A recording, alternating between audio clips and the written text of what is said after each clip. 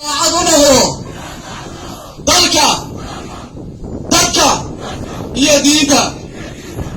inaan u hogaansanaado dhammaan xeerarka xoogga dalka Soomaaliyeed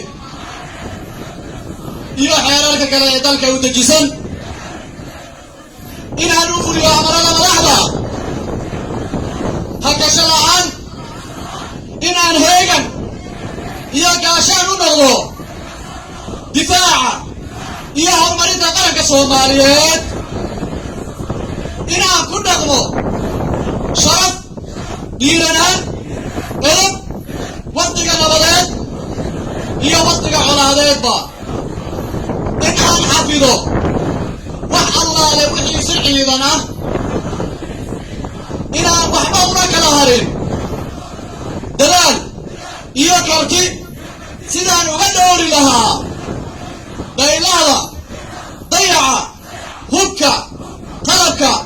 iyo alaabooyinka kale ee la igu aaminay digtooru bidix midig jeeso salaasar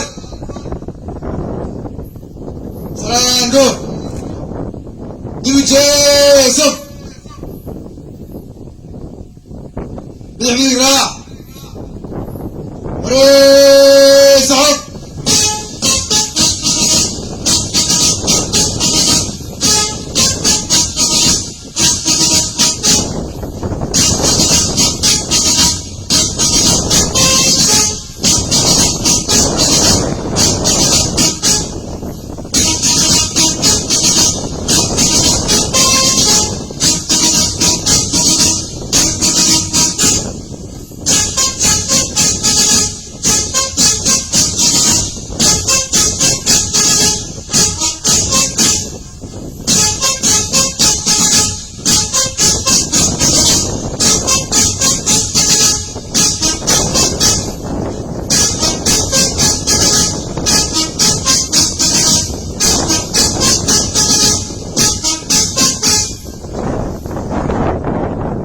Tuksud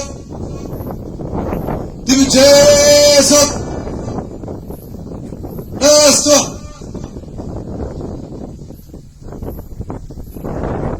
Somali Türk Görev Kuvveti Komutanı Vekili Albay Şener Çakır'ın konuşmalarını